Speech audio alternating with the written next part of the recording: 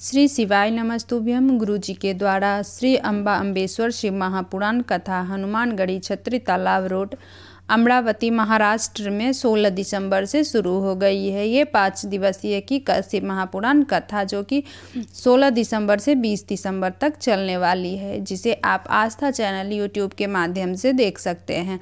दोपहर में 1 बजे से 4 बजे तक देख सकते हैं। और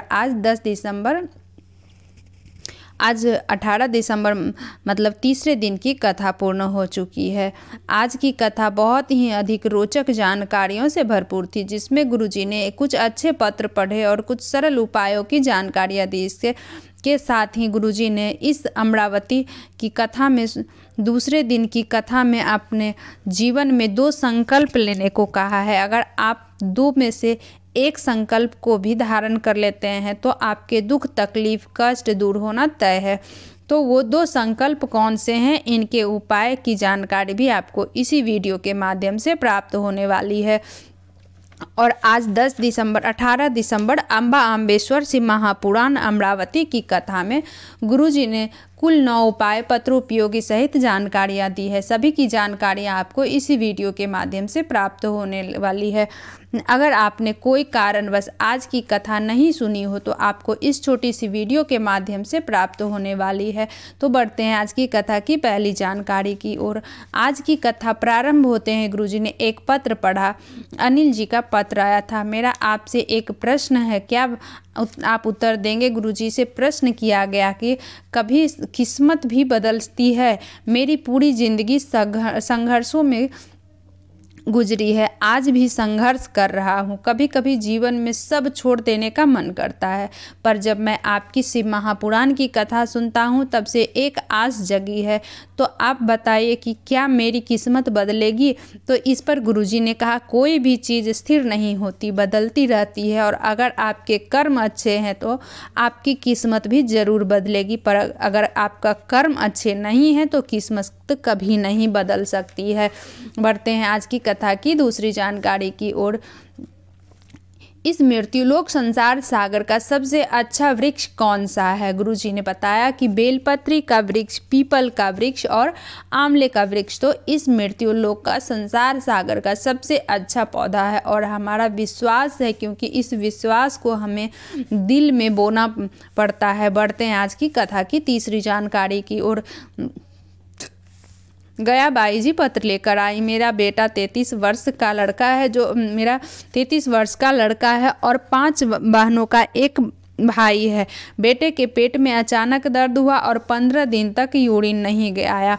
तो हमने डॉक्टर के पास एडमिट किया तो डॉक्टर ने बताया लीवर किडनी डैमेज हो गए। इसके बाद डायलिसिस की प्रक्रिया भी शुरू हो गई है और इसे 63 दिन वेंटिलेटर पर रखा गया। 17 दिन लगातार डायलिसिस होता गया। 15 से 20 मिनट में डायलिसिस होता। हम बाबा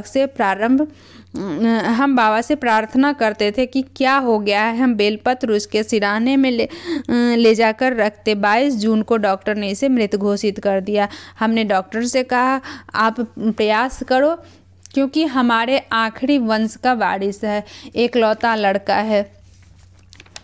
आप इसे 1 दिन और हॉस्पिटल में रख लीजिए। डॉक्टर ने हमसे लिखवा कर हॉस्पिटल में रखा और हमने हमारे रिश्तेदार से बेलपत्री के पेड़ के नीचे पार्थिव शिवलिंग का निर्माण करने का पूजन कराया।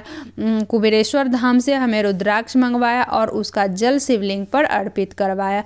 पर अर्थी उठाने की सारी तैयारी हो गई थी, अब सारा सामान भी आ गया था। पर मेरी बहू ने कहा, एक बार सीहोर कुबेरेश्वर धाम के रुद्राक्ष का जल उनको देने दो, उसके बाद उठा लेना। और हमने सीहोर कुबेरेश्वर धाम के रुद्राक्ष का जल जो शिवलिंग पर चढ़ाकर थोड़ा सा प्राप्त किया था, वो हमने अपने बेटे के मुख में फेर दिया, लगा दिया।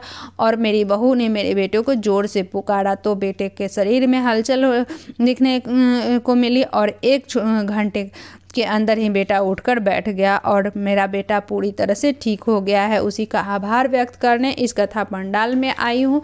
बढ़ते हैं आज की कथा की चौथी जानकारी की ओर। शिव महापुराण की कथा कहती है, अगर आप किसी शिवलिंग के बारे में सोचने लगो और आपको उस शिवलिंग के दर्शन हो जाए, चाहे सपने में ही सही या चलती गाड़ी में आप कहीं जा रहे हैं वहीं दूसरे से ही आपको दर्शन हो गए हो, तो आप समझ लेना कि आपको 12 ज्योतिर्लिंग के दर्शन हो गए हैं। दर्शन का जो लाभ प्राप्त होता है वो आपको उस शिवलिंग के दर्शन से मिल गए हैं। बढ़ते हैं आज की कथा की पांचवी जानकारी की ओर। गुरुजी ने कहा कि जो लोग भगवान के मंदिर में जाते हैं, शिवलिंग पर जल अर्पित करते हैं या वो अपने 33 कोटि देवी देवताओं को प्रणाम करते हैं, पर दूसरे धर्म के सामने अपना मस्तक मत झुकाना। गुरुजी ने कहा अपना सर नारियल मत बनाओ कि कहीं भी जाकर फोड़ दिया, ऐसा मत कीजिए। बढ़ते हैं आज की कथा की छठवीं जानकारी की ओर। सूरज जी पत्र लेकर आए। मेरी बीवी का 7वां महीना चल रहा था तो सोनोग्राफी में डॉक्टर ने बताया कि एक किडनी नहीं है और रीढ़ की हड्डी नहीं है बच्चे की। इसके बाद दूसरे हॉस्पिटल में भी दिखाया तो भी दूसरे डॉक्टर ने भी वही रिपोर्ट दिया और कहा बच्चा जीवन भर बैठ नहीं पाएगा, चल नहीं पाएगा, भोजन ही भी नहीं पचेगा। मेरी पत्नी तो ने पशुपति व्रत रखा, शिवलिंग पर रोज जल चढ़ाकर उस जल का आचमन करना प्रारंभ किया और मेरी पत्नी ने जब बच्चे को जन्म दिया तो बच्चा पूरी तरीके से स्वस्थ हुआ। उसकी सभी जांचें हुई तो उसमें किडनी भी है, ठीक है, और रीढ़ की हड्डी भी है। उसी का आभार व्यक्त करने में कथा पंडाल में आया हूँ। बढ़ते हैं आज की कथा की 7वीं जानकारी की ओर। अमरावती की धरा में गुरुजी ने कहा अगर आप काशी विश्वनाथ नहीं जा सकते तो आप कुबेरेश्वर धाम, कुबेरेश्वर महादेव, तपेश्वर महादेव, आनंदेश्वर महादेव का दर्शन कर लिया करो, क्योंकि पहले भी हमने आपसे कहा है अगर आपके जीवन में दुख है, तकलीफ है, कष्ट है, बीमारियां हैं तो आपको कहीं दूर जाने की ज़रूरत नहीं है। आपको अपने घर की नज़दीक में जो भी शिवलिंग है बस वहाँ पर जाकर शिवलिंग पर जल अर्पित कर देना, पूजन करना, बेलपत्री अर्पित कर देना शुरू कर दीजिए। बढ़ते हैं आज की कथा की 8वीं जानकारी की ओर। आस्था जी पत्र लेकर आई। मेरा बेटा 2 महीने का था, तब से उसे एक बीमारी लग गई थी जिस बीमारी का नाम DBS था। ये एक ऐसी बीमारी है जिस बीमारी के अंतर्गत बच्चा धीरे धीरे मिट्टियों की कगार पर आ जाता है। ब्लड के चेकअप चलते रहे पूरा मुंबई, नागपुर सब जगह हमने दिखा रहे, एक भी दिन हम चैन से नहीं बैठे। धीरे धीरे बच्चा बड़ा होते गया और इसकी बीमारी भी बड़ी होती गई और ये बच्चा 2016 में इतना बीमार हो गया कि इसके शरीर ने कार्य करना बंद कर दिया। लाखों लोगों से किसी एक का या 2 को ऐसी बीमारी होती है। इस बीमारी का कोई इलाज नहीं है, कोई हल नहीं है, चाहे कहीं भी दिखा लो। हर 15 दिन में खून की जांच होती थी और डॉक्टर के अनुसार इसका कोई इलाज नहीं है और अंत में इसका हल मृत्यु ही होता है।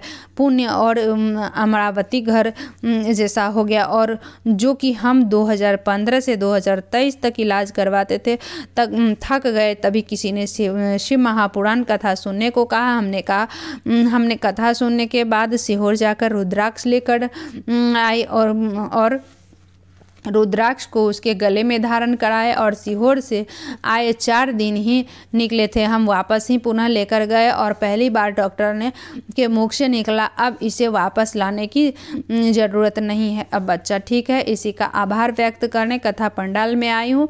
बढ़ते हैं आज की कथा की 9वीं जानकारी की और लोग पूछते हैं शिव महापुराण की कथा सुनने से क्या फल होता है, क्या फल प्राप्त होता है, क्या होता है शिव महापुराण की कथा सुनने से। तो हम कहना चाहेंगे कि शिव महापुराण की कथा सुनने वाले के दिन बदल जाते हैं और दिल भी बदल जाते हैं। शिव महापुराण की कथा 2 चीज़ें बदल देती है।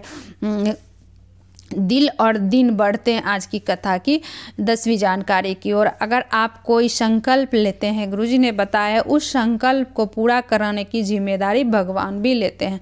अगर आप पशुपतिनाथ व्रत रखते हैं, एकादशी व्रत रखते हैं, 16 सोमवार का व्रत रखते हैं, जो भी व्रत आप धारण करते हैं, संकल्प लेते हैं, या आप अपने जीवन में जो भी संकल्प लेते हैं वो अपने आप को भगवान का बल भी प्राप्त होता है और संकल्प लेने से आपको उसका फल भी अधिक मात्रा में प्राप्त होता है।